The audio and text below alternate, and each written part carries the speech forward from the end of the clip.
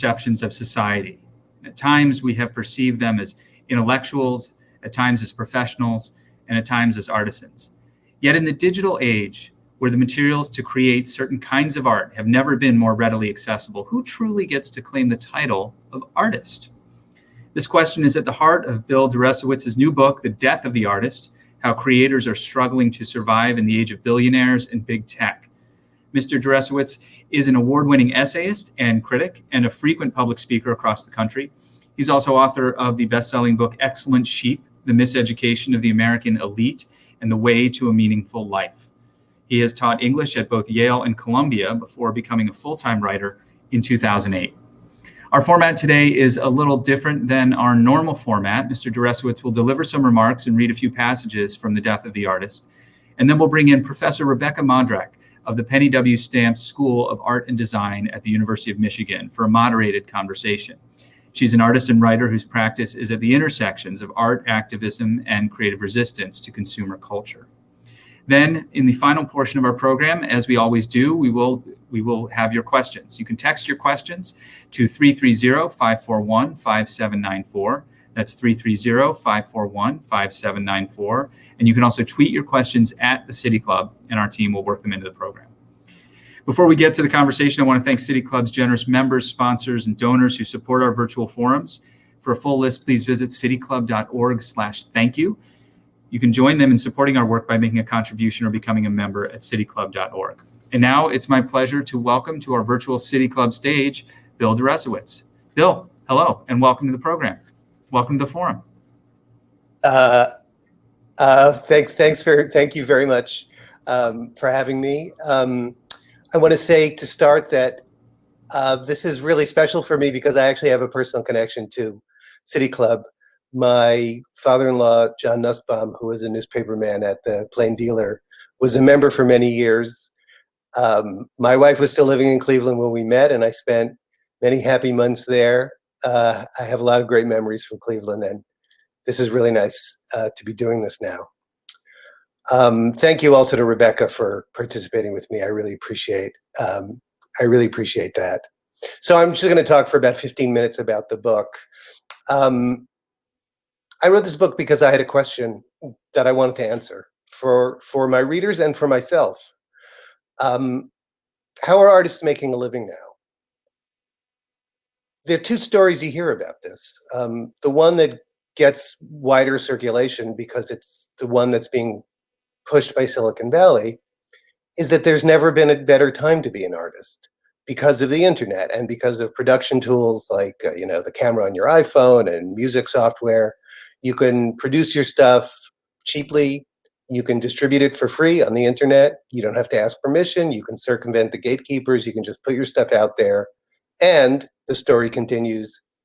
You can have this wonderful life as a creative doing what you love. The other story comes from artists themselves. If you think about what musicians have been saying, first of all, since Napster 20 years ago, but also writers, visual artists, creators of film and television. I deal with all of those in the book. Yeah, you can put your stuff out there, but no one's going to pay you for it, or it's going to be very hard to get anybody to pay you for it. That same internet that makes distribution free has been driving, well, because of those same Silicon Valley companies, has been driving the cost, the price of content down to zero or close to zero.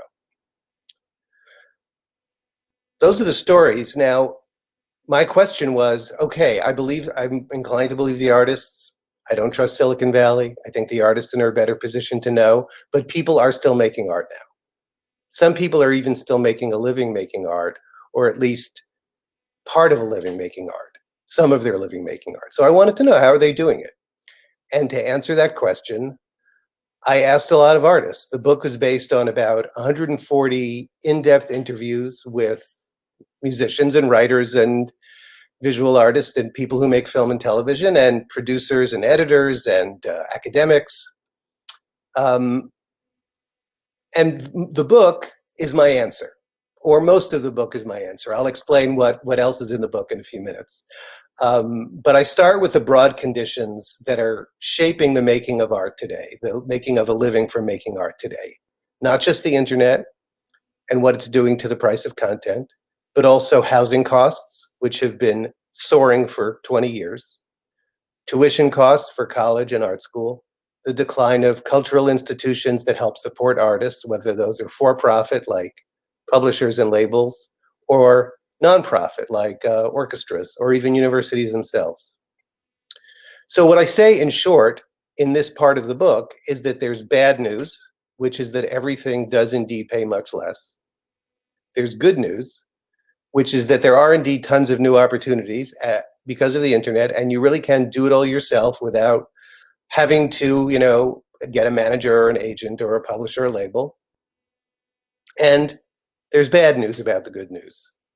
There are tons of new opportunities, yeah, and there are millions of people pursuing them. You can do it all yourself, but you also have to. Then I turn to that thing. What does it mean to do it yourself? Or just to do it as an artist now? The nuts and bolts of being, as one painter put it to me, a one-man band, a single-person small business, self-production, self-marketing, self-promotion, self-management. And then I drill down even more because my main goal in the book is to give people, artists and non-artists, as specific and granular a picture as possible of what the economic life of working artists today looks like. So I have one chapter on each of those four arts: music, writing, visual art, and film and television. And to go even further, I have half a dozen profiles of creative artists in each of those chapters. And I'm going to read one of those profiles in a few minutes so you get a sense of what I'm trying to do in the book. I'll just say first that I said before that the answer to my question is most of the book. I also have a section where I talk about how I think these new circumstances are changing both art and the role of the artist in society, because those things are not permanent, they're not eternal. It's not true that, for example, artists have always spoken truth to power. That's really not true. Basically, now, what happens to art and artists, including the possibility of speaking truth to the audience, when artists are fully immersed in the market like never before? And then I conclude with a section about what needs to be done.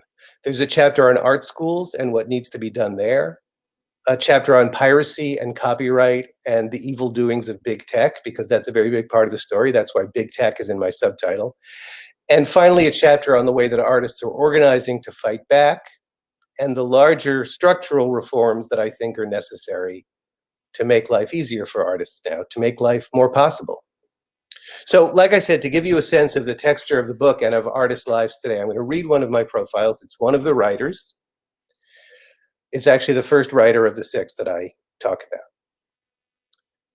Nicole Decker is pretty much the ideal person to have tried to self-publish a work of literary fiction. Decker grew up in small-town Missouri, the older of two daughters of a piano teacher and a music professor. Her upbringing taught her to value the arts, but above all, she told me, it taught her to practice. Quote, the idea that every day you're going to sit down on your instrument and you're going to try to get better at it, that taught me as much about how to be an artist as the actual art itself.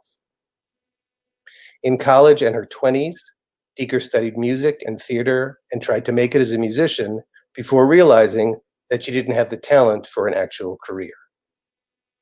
One day, to earn some extra money, she started writing for Crowdsource, which she called one of those content sites that people slag on because they pay so badly, taking micro gigs like writing recipes for food.com for $5 a piece.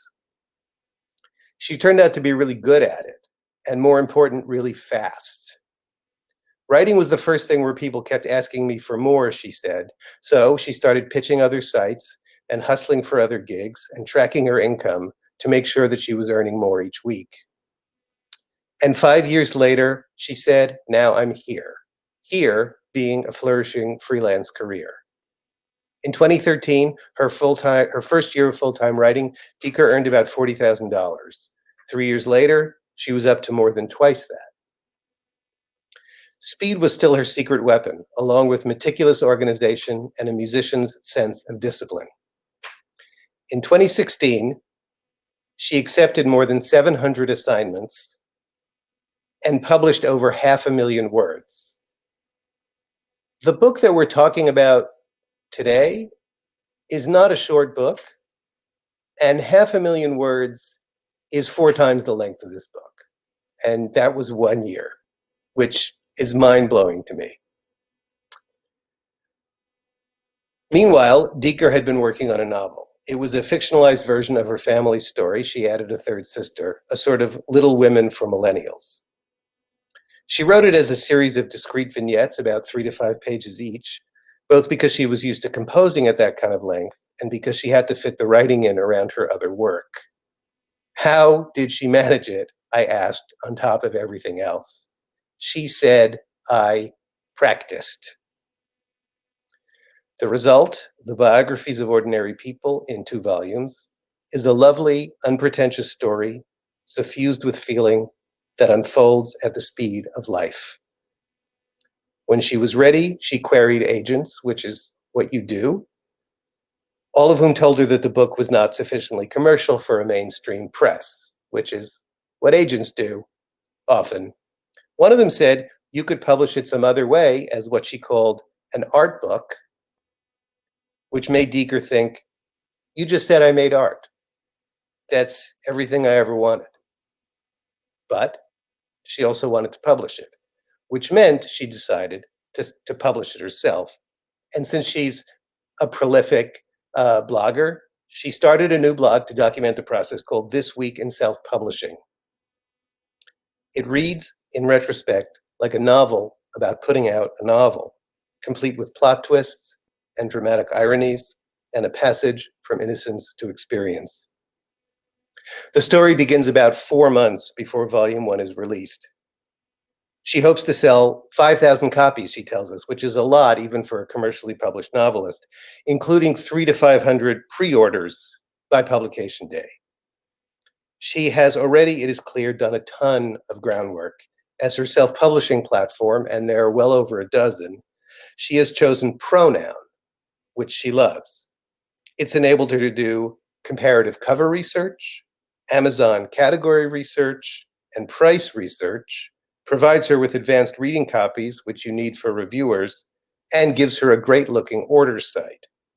Her only worry is that if Pronoun should ever shut down, she'll lose the novel's ISBN number, the unique commercial product code that's on the back of every book, taking her metrics and sales data with it.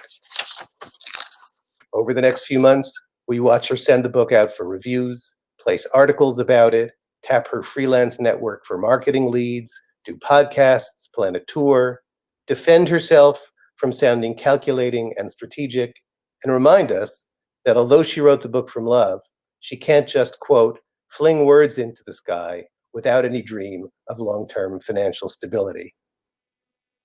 A month and a half before the launch, she loses all of the pre-orders she received through Amazon, which of course is most of them, because of a glitch in Pronoun's software. By publication day, Dieker has sold 109 copies. Remember, her minimum goal was 300. She puts a brave face on it. Readers are responding well. She's gotten a couple of lovely Amazon reviews. The launch event was great. And she can actually hold a copy of her very own novel.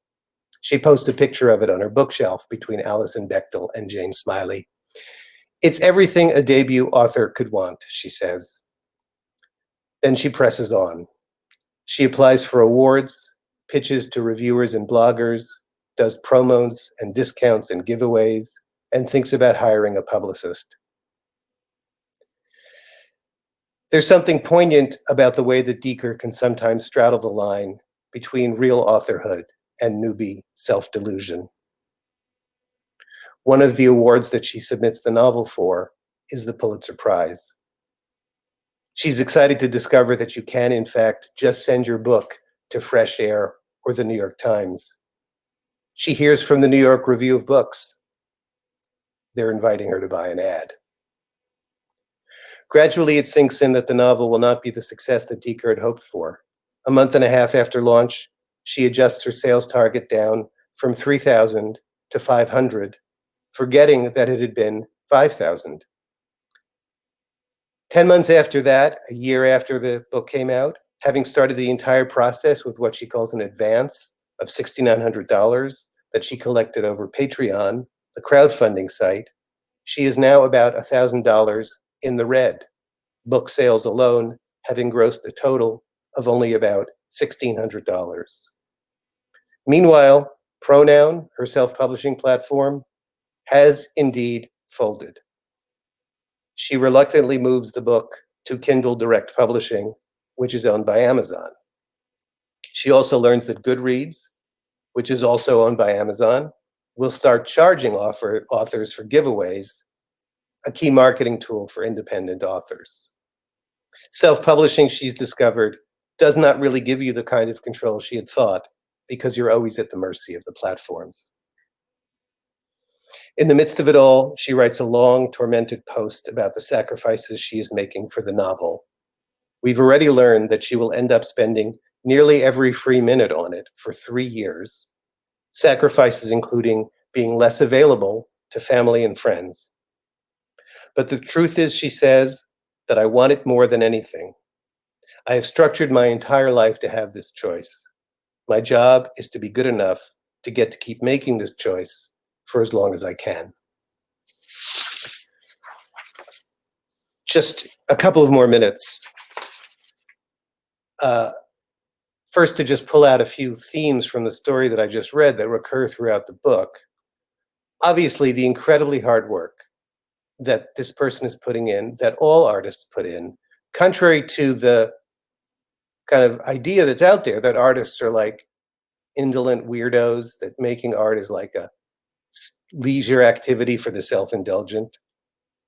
Also, the possibilities the new technologies create, the high hopes these possibilities often give rise to, the difficult realities these hopes often meet, and finally, the incredible perseverance with which those difficulties are met. I started this book from a place of enormous gratitude for artists and what they give us, what they've given me, what art has meant to me in my life, what I think it means to all of us. I also started with a great deal of empathy for what artists go through, but that empathy only deepened as I conducted the interviews and I found out what people are really going through. But the interviews also give me something else, which is a tremendous sense of admiration, even beyond, I mean, I'd always admired the talent of artists, people who make good art, great art. What I didn't understand was their toughness, resourcefulness, tenacity, courage, resilience, as well as their optimism and their generosity. I did not write this book. I want to be very clear. I did not write this book to discourage anyone from being an artist or continuing to be an artist. But I did write it to give people a reality check. I wanted younger artists, in particular, to understand what they're up against. And I want all artists to understand that they're not alone. As for the rest of us, the audience, I wanted it to be a wake-up call. So let me conclude with a couple of short passages from my introduction that will bring this into focus. How much time during an average day do you spend consuming art? Not just visual art, not just high art, all art. Narratives in books, narratives on television, jazz on the stereo, songs in your earphones, paintings, sculptures, photographs, concerts, ballet, movies, poetry, plays. Several hours a day, no doubt. Given the way that people listen to music at this point, possibly every waking minute. So those are the stakes. That's how important art is in our lives. Now here's the second passage. If most of us are oblivious to the plight of artists now, there is an obvious reason for that. Not only is there still a lot of art being made, there is much, much more of it at lower cost than ever. For us, the consumers of art, there really hasn't ever been a better time. At least, not if you equate quantity with quality, or do not worry over much about the workers at the other end of the supply chain. First, we had fast food, then we had fast fashion, now we have fast art, fast music, fast writing, fast video, photography, design, and illustration. made cheaply and consumed in haste. We can gorge ourselves to our heart's content. How nourishing these products are and how sustainable the systems that create them are questions that we need to ask ourselves. Thank you. And now I invite Rebecca to join the conversation. Thanks. Could I remind the audience that you can submit a question, you can tweet at City Club, or there's a number on the screen that you can text your questions to. So thank you, Bill. This is, it's been fascinating to read your book over the past week. It's the first time that a writer has explored what it means to be an artist in this time, especially in such a real, no illusions kind of way. So yeah, it was at times, I don't know, it's sort of like someone had peeked inside my world in a way that was a little bit shocking, or I mentioned to you like a journal, like somebody had read a journal that I hadn't written, which was really fascinating. And one of the things I've been thinking about is, I'm curious with your example of Nicole Deaker, this one-woman band. Her sales weren't so high. She's put all of this time into this endeavor. She doesn't have a big audience, but at the same time, she's acting as an artist. She's produced a work. She's defied the gatekeepers, and to some degree, she's distributed the work. So, is that enough? Are the costs too high? In some ways, you seem willing to be somewhat ambiguous about it and to not make value judgments. And how did you decide throughout the book, as you were interviewing artists, when you would, sort of have a point and a perspective, and when you would just lay things out the way that they are? Oh, no. I really tried to avoid value judgments in this book, which, since you know me, you know that that's not easy for me. And I have that long kind of analytic chapter where I make judgments, but I sort of keep them quarantined, let's say, in that chapter. Because, yeah, I have my opinions about what is art, what is good art, what I would think is worth it, but that's not the point. The point is exactly what you just said. Like I'm trying to tell people stories from their perspective.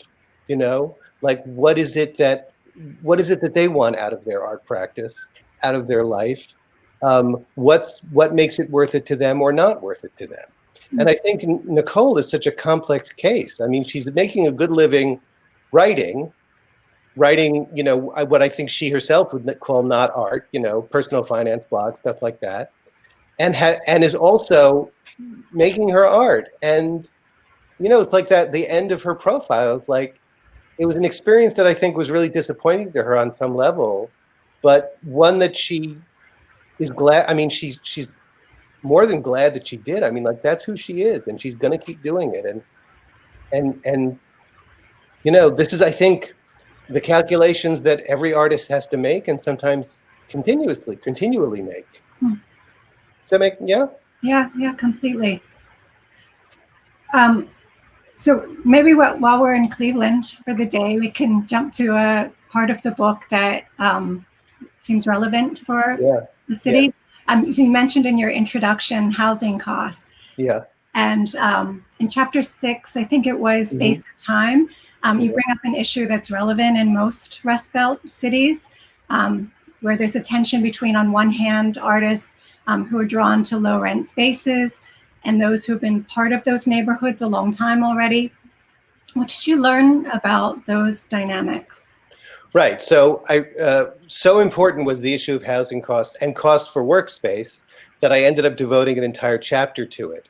And that gets to issues like gentrification, as I think you're indicating. And it also gets to the central question, which is one of the few questions that I made a point of asking everybody, is like, can't you just live anywhere now because of the internet?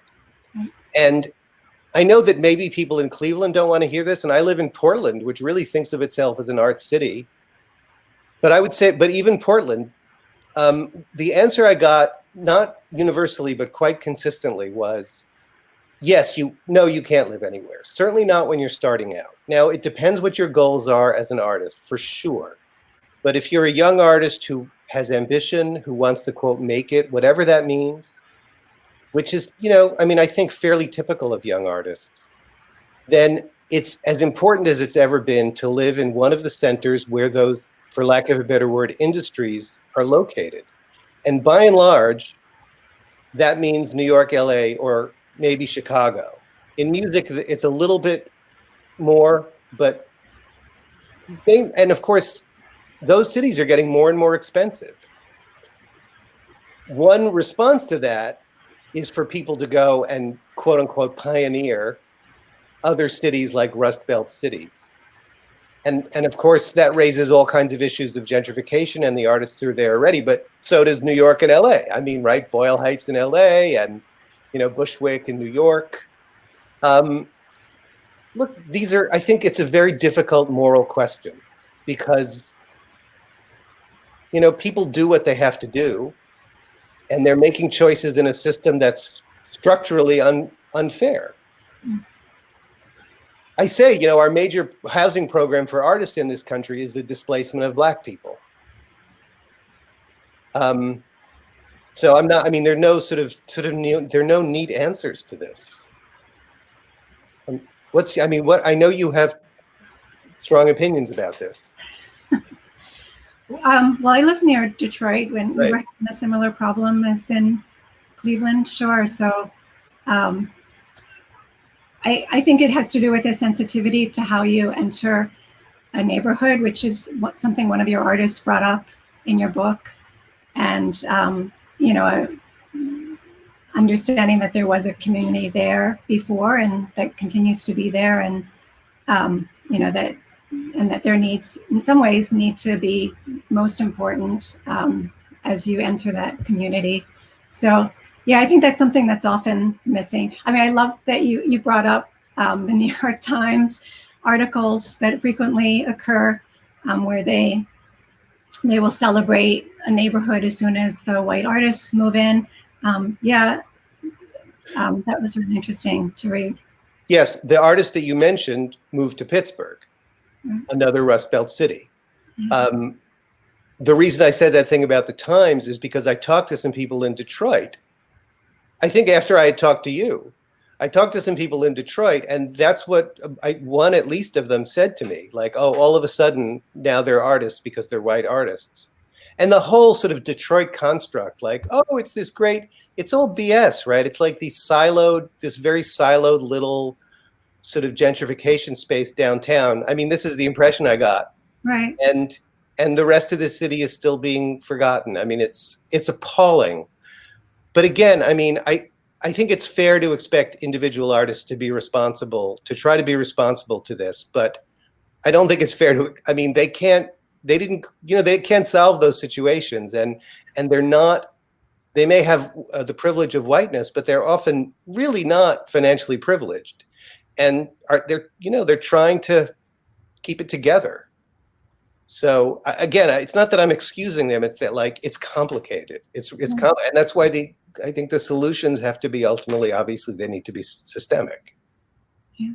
Did you encounter those issues of access and on the internet, like as you explore how artists are working on the internet also? Well, the main way that came up was that the big thing that artists are have been told, and I think is true, even though it's part of the Silicon Valley story, is that you need to build an audience on the internet by putting your stuff out there relentlessly, daily if possible, and then some way you monetize that audience, right? You find a way to sell them things that can't be priced to zero. Digital, maybe not digital, objects, experiences, whatever. One of the big platforms is crowdfunding, right? Kickstarter especially, and Patreon. And what somebody said to me, I mean, an African-American artist said this to me, and also an executive at Kickstarter, like, your ability to find people who can support you on Kickstarter or Patreon is also related to privilege, to financial who are you connected to? Who are your people? And I would say more broadly, I mean, that's certainly true on the platforms. Maybe even more broadly, that's true of building an audience in general. But your ability to monetize your audience is going to depend on how much money your audience has. Yeah. Right? Right. So maybe could we talk a little bit, there's a chapter, which was my favorite chapter, The Fourth Paradigm. Okay.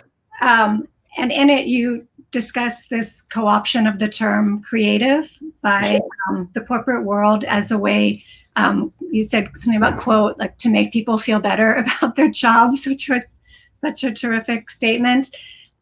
And you talk about the emergence of this commercial logic of creativity in higher education as a rebranding move. Could you talk a little bit about what does the term creative misunderstand about art? Right. I'm going to back up a little bit, if you don't mind, especially because that word paradigm is, I mean, it's such a business speak word, and it's not the language in which the book is written. But I also like the word, and I thought it worked. But the reason the fourth paradigm is the fourth paradigm, as I suggested earlier, is that we haven't always thought of artists the same way, and artists have not, their lives have not always been like this, right? So quickly, first paradigm, artists were artisans. This was true up to and including the Renaissance. There was no such thing as art with a capital A. Then, because of changes that we call modernity, including the emergence of the free market, of capitalism, we suddenly have this new thing, right? 18th century art with a capital A. Art that almost in some ways replaces religion as a source of truth, as a source of spiritual meaning. And now we distinguish between art and craft, artist and artisan, and the artist is almost like a priest or prophet of this new religion. There's a lot of mythology that goes with that, but I think it's also, I mean, to the extent that we have this exalted idea of art now, in a genuine way, that's where it comes from. Even if it maybe comes with, heroic genius, blah, blah, blah, maybe it's gendered, whatever, but still, if we're committed to art, it's that idea. Art is a place of truth-telling. The third paradigm kind of happens after World War II, which is that during that second paradigm, artists were bohemians because they were living at the margins of the market, partly to stay outside of the market, to stay away from the market and only dip their toe in it when they had to. And that's when the word bohemian arises in the 19th century.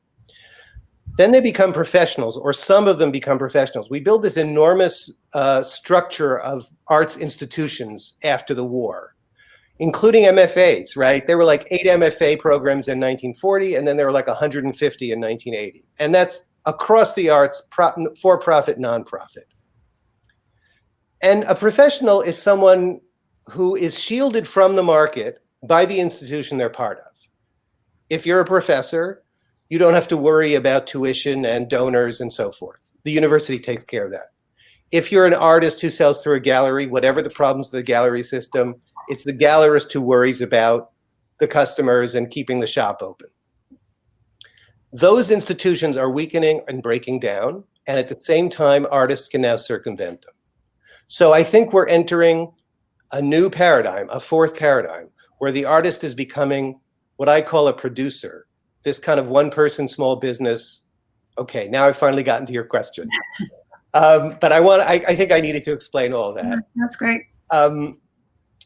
Yeah, so what do we call, I mean, I say producer, but the term that's gotten floated, and in some ways, the inciting thing that led to the writing of this book was this phrase, creative entrepreneur. Artists are creative entrepreneurs. I hate the word creative in that phrase. And I hate the word entrepreneur, but they're not entrepreneurs. The space between you really like. No, I don't. I especially hate the space in between. I hate the whole phrase. Artists are not entrepreneurs. You're not starting a business that's going to add, that's going to float stock and like add employees and make you rich. You're just self-employed, which is another way of saying unemployed. And creative, which is what you asked me about. Well, in line with what I've been saying and what we've been talking about, the word creative as it's used in that context and many others, including art schools and businesses, is a business concept. It means something creative that can be sold for money in the market. Art is now being sucked into that definition, so that art is now just another creative thing. Food, bicycles, coding, fashion, you're a creative. It's all creative. So I think, first of all, we're losing the distinction between art and everything else and the thing that makes art special. And also, we are defining we're defining it in terms of the market. We're not just throwing it into the market, we're defining it in terms of the market. Yeah, wow. Thanks, that was beautiful. I think we should turn to questions now. Sure. Sound good? Sure. And a reminder that you can tweet your questions to @CityClub or text them to this phone number. But the first question, Bill, is, did you find any artists who weren't struggling and working on side hustles? Yes, I definitely did. And I tried to present a range of examples in those 24 profiles. Nicole Deeker, again, she wouldn't call it art, it's writing, but she's making 6 figures at this point, but she's incredibly industrious. There are a few others who I'm not going to go into the examples. Basically, people, it's like, part of the reason I have these profiles is because every path is different. This is something artists need to know. Every path is different. Everyone has a different way to put it together. Some people, sometimes because they were lucky or they got into a thing early, like, into blogging early, whatever, have able to find a way to make it work really well. So it's not that it's not possible, but you need to understand that it's really not the norm. 6 figures is not the norm. I would say the norm is maybe $40,000 to $50,000 for someone who's really established themselves as a working artist. Maybe I shouldn't say that, but I would say that's sort of like the mode, right, in statistical terms, the most common thing that I came across. And for younger artists, 20,000, 30,000. There's another question about how you see yourself reflected in or relating to the artists that you highlighted in the book. Okay, so as I make very clear, I am not an artist. I do think art is a thing, and it's not the thing that I do. But I am a freelance writer. So in financial or economic terms, in terms of the structure of my life, it does, to a certain extent, resemble the writers, the artists, of course, the writers I was writing about, and the artists in general. And I think it was that sort of inside understanding that helped me very much to write the book. There's a great story in the book about you're taking a dance criticism class, I think it was. Yeah. That's how I started with all of this. Never mind why I was in that dance criticism class in the first place. That I was interested in dance in college. And then a couple of years later, I was in journalism school and there was a dance criticism class offered across the street at Barnard College. And I was interested, and I was, again, really lucky. There was a great teacher. She was a working critic named Toby Tobias, who just opened my eyes to the world, literally, and made me realize that that's what art was about. It wasn't about like acquiring culture, which was kind of the idea I grew up with, like the things that you need to know to be an educated man, but like actually finding it, like looking at what's in front of you. And that set me on the course to study English Lit and be a professor and then leave academia and write this book. And now you're all the work here we are doing to produce, to share this book with everyone. You're part of the, the sharing of your work in a totally different way, right? Which you're used to, but it's writing the book isn't enough. Now there's part 2. That's right. And this is my 3rd commercial book in the last 12 years, 9 years since the first one was published. And each time the marketing is totally different. Yeah. Like I'm probably going to do at least a dozen podcasts for this book, hopefully 3 dozen if I can. Even 6 years ago, that was really not a thing. So that's another theme that artists stress, is that it keeps changing. You have to really stay in intimate contact with how the market works in your field. Which is, yeah. somebody in our audience would like to know how much worse are the conditions of art in the COVID era? Oh, in the COVID era. Okay. I thought he was going to ask anything else. Much, much, much, much worse. It's a disaster. It's horrifying. Again, digital content priced at zero. Artists have been told, no one's going to pay you for your music. No one's going to pay you for your writing. You have to figure out other ways to monetize. That means objects, and it means physical objects and experiences. And experiences generally have meant live experiences, which pay more and are also just natural to certain art form, most art forms. So musicians, again, a paradigmatic example, tour until you drop, 200 shows a year at least. I profiled an artist in the book who's 28 and was getting burned out from touring. She was 28 when I talked to her. Authors like me, a big part of the way we earn our living now, many of us, is to give talks. That's all gone away now, right? During COVID, no live anything. Yes, people are transitioning to online. They're only just beginning to figure out how to get any money from that, and there's no way they're going to get as much money as they were getting before. Then, all the venues are closed, not just the performance venues, galleries and museums and so forth. So many of them are foundering. There was one unbelievable statistic I came across. 90% of people who run independent music venues think that if this lasts into next year, they're going to close permanently. Okay, one of the themes in the book is that the middle tier, the indie press, the indie label, the mid-tier gallery, in addition to the mid-tier artist, are getting wiped out. This is happening at an accelerated pace. Live Nation has the money to get through this, so the concert industry is going to consolidate. And big tech is already 25% or more larger than it was a few months ago before the pandemic started. Wow. Yeah, that's what. So and other, I could go on. There are other factors. It's awful. It's a disaster. Honestly, nobody knows what the hell is going to happen. I mean, really. I mean, nobody knows what the hell is going to happen. And if they don't pass another relief bill, God help us. All right, thank you. Sorry, I would like to be happier, but I can't. There's a great question. How did we get to a place where we don't value art in the sense that we don't want to pay a fair and equitable price for it? What does that mean for the future of art and artists? That's a weird book in a nutshell, right? Yes, or certainly the heart of the book. I mean, nobody ever thought, I have a whole chapter knocking down the arguments, or a section of a chapter knocking down the arguments about why art should be free. Silicon Valley funded arguments. Nobody ever made these arguments before art was free. I think we got to the point where we thought that art should be free because it became free. And it became free because of piracy, but also because of venture capital. Somebody said this to me in the book. There are three kinds of free. There's piracy free, ad funded free, which we used to have and still have to a little bit, and venture capital free, which is, like with Uber. Uber still loses money on every ride. And the bet is they're going to drive all the cabbies out of work, out of business, destroy Lyft, and then start charging the real fare. That's the venture capital model in the tech age. Spotify.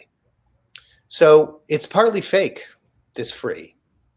And listen, I think people should pay for art to the extent that they can, and we need to rewrite the ethics. Mainly, I think that the tens of billions of dollars that are going every year to the platforms instead of creators needs, by force of legislation and litigation, to be redirected towards the creators.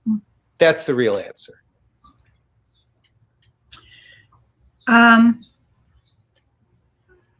So someone's asking me Yeah. to reflect on my experience as an artist and educator. Could I survive on my work as an artist who pays for the kind of art that I create?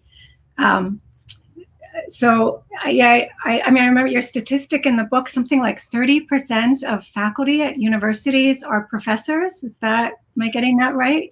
That's across the whole sector. I think in art, it's much smaller.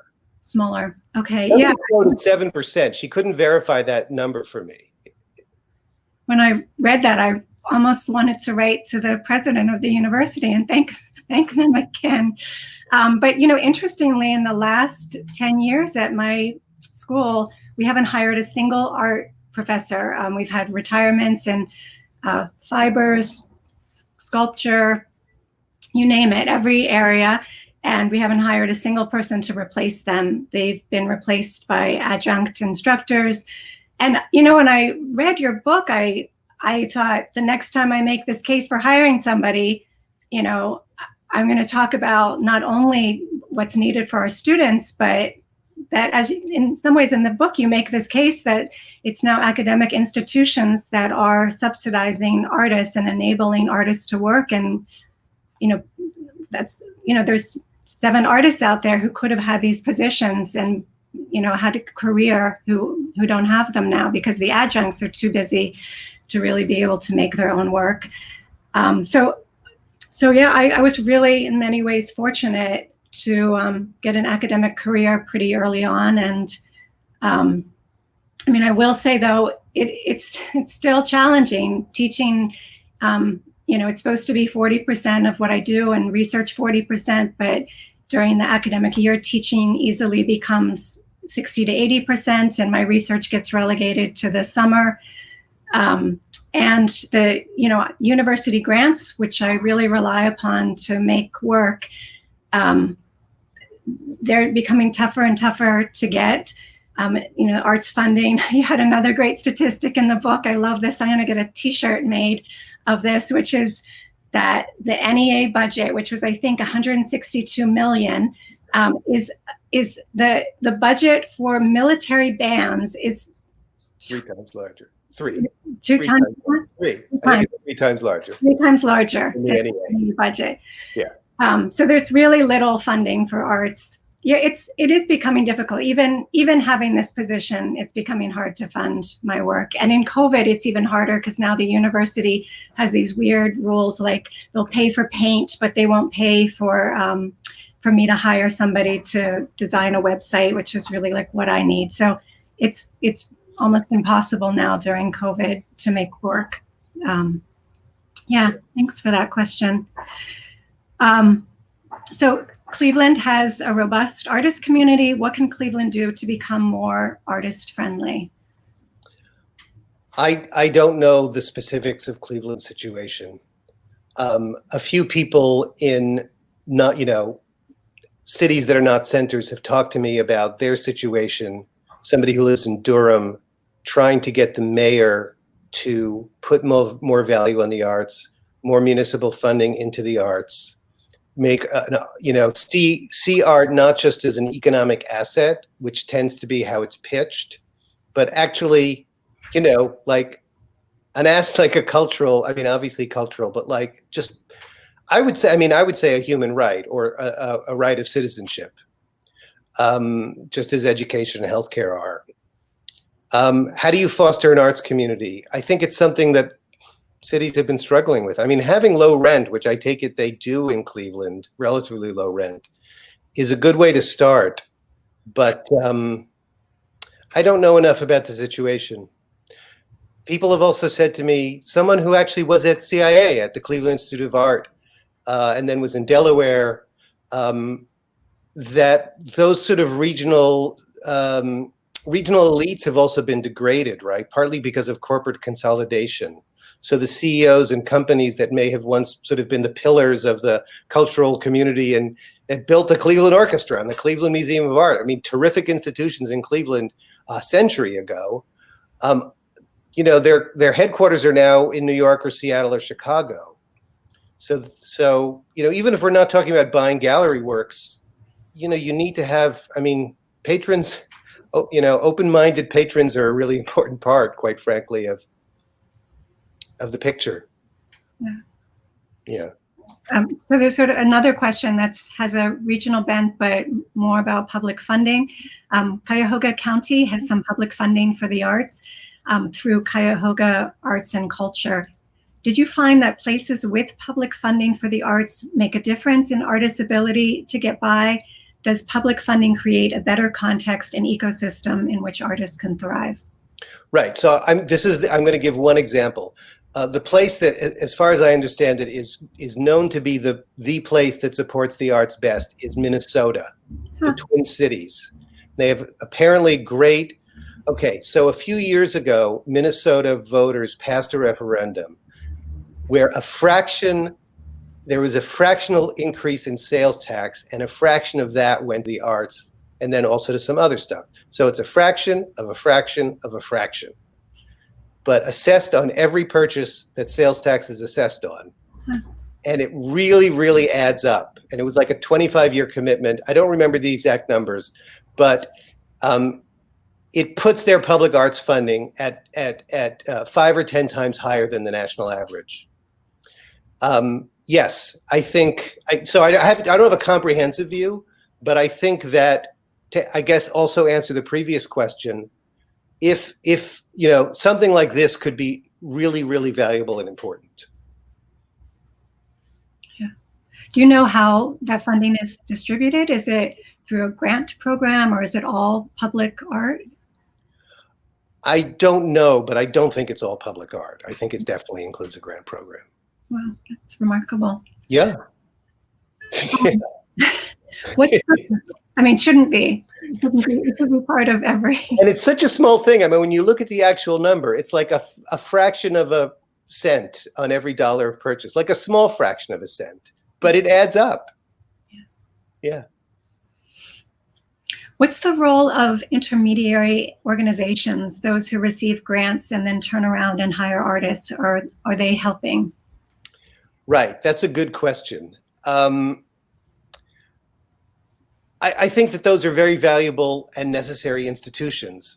I think that historically, maybe there's been a tendency for those institutions to also underpay or non-pay artists. I mean, I'm making very broad generalizations, but I'm thinking of one of the activist organizations that I talk about in the book called WAGE, Working Artists in the Greater Economy, which has been working for the last 12 years on behalf of workers, not just artists, but all workers. And here's what they said. Look, artists do a ton of educational work for museums, art spaces, and so forth. They give talks, they sit on panels, they do classes, they present their work. Often not paid, underpaid, paid erratically. We're going to create a system that holds these institutions accountable. I'm not going to go into all the details, but the point is those institutions are really important, those intermediary institutions, but they also, they don't have lavish budgets, except maybe for the president's salary, but, or there's this ethos in the that's arts that you sort of help out, it's like a gift economy, but I think artists need to be better, stronger, more confident about holding those institutions to account. You're involved in this world. What do you think of this? I mean, I don't feel I am, though, because I don't have the safety net of the university. Like the nonprofit world? Yeah. Not so much.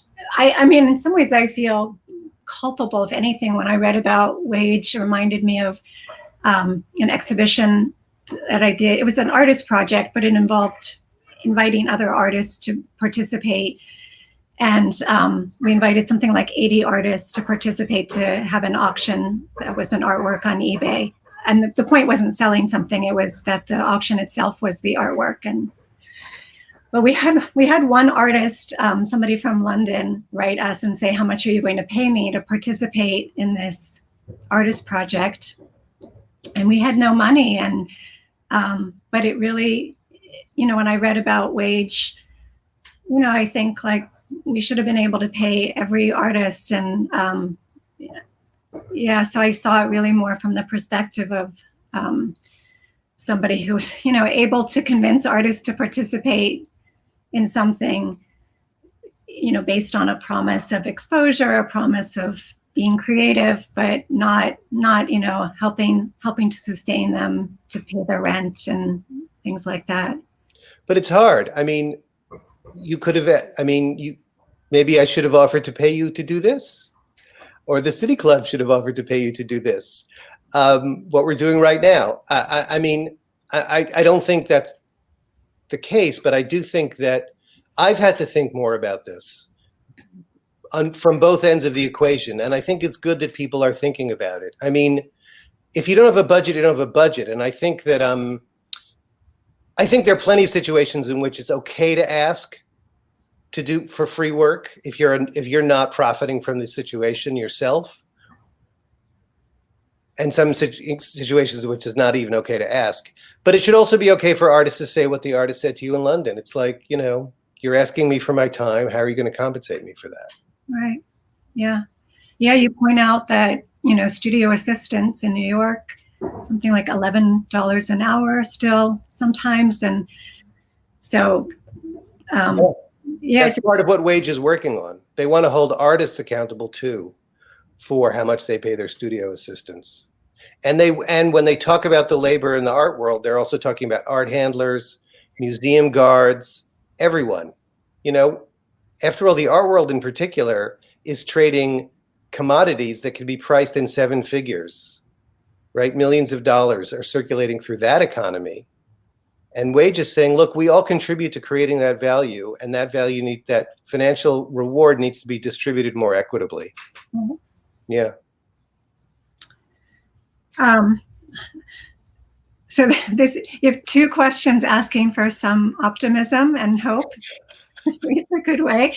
Was there anything in the interviews or in your explorations that did give you some hope about the situation? Okay. Again, okay, for individuals, I'm not going to say that it's hopeless. I'm not trying to say that it's hopeless. People find ways to make it work. I talk about people who do. There are ways to make it work, but don't buy the line that it's easy or that it's guaranteed. You can make it. You can do it, if only.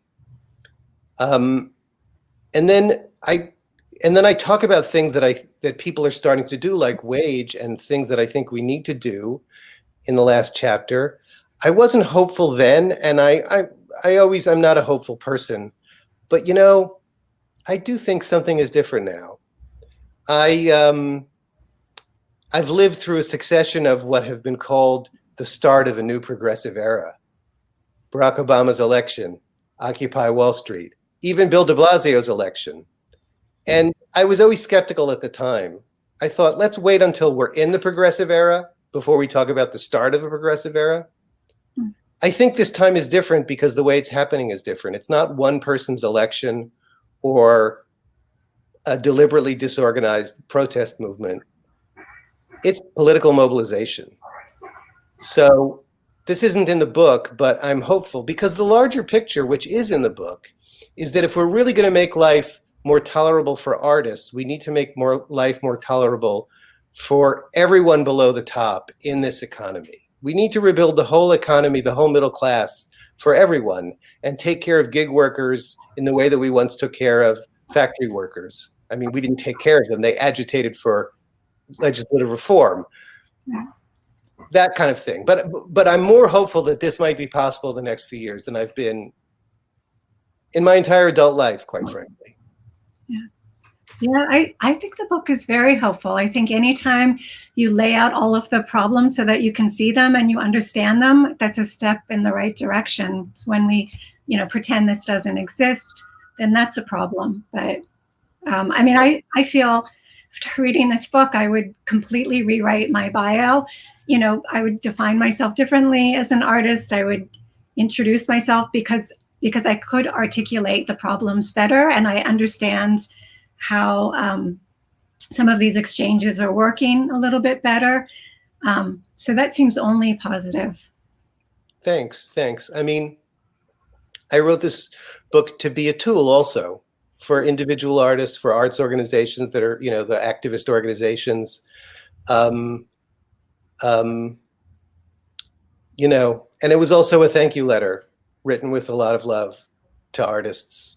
And I think it's worth reading for that reason also.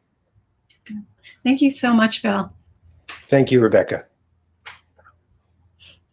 Bill and Rebecca, this has been a really wonderful conversation. You managed to, I think, depress everybody and then lift us up again, which is okay. That's okay. That's me. That's what I do. It was a journey. It really was. So thank you both so much. And I want to thank everybody who tuned in to join us for our forum today featuring Bill Deresiewicz. He's the author of The Death of the Artist, How Creators Are Struggling to Survive in the Age of Billionaires and Big Tech. He was in conversation with Professor Rebecca Modrak of the Penny Stamps School of Art and Design at the University of Michigan. Our forum today is part of our Authors in Conversation series, which is sponsored by the John P. Murphy Foundation and by the residents of Cuyahoga County through a public grant from Cuyahoga Arts and Culture. Our community partner today is Arts Cleveland. City Club virtual forums are sponsored by Bank of America, the Cleveland Foundation, the George Gund Foundation, KeyBank Nordson, and the Northeast Ohio Regional Sewer District, along with PNC, as well as many more generous members, sponsors, and donors listed on our website at cityclub.org/thank you. You can join them in supporting our work when you make a contribution online or become a member. You can do that at cityclub.org. I'm Dan Malthrop. Stay strong, stay healthy. Please wash your hands and keep your distance and wear a mask, and stay close in your hearts if you can't be close in person. Our forum is now adjourned.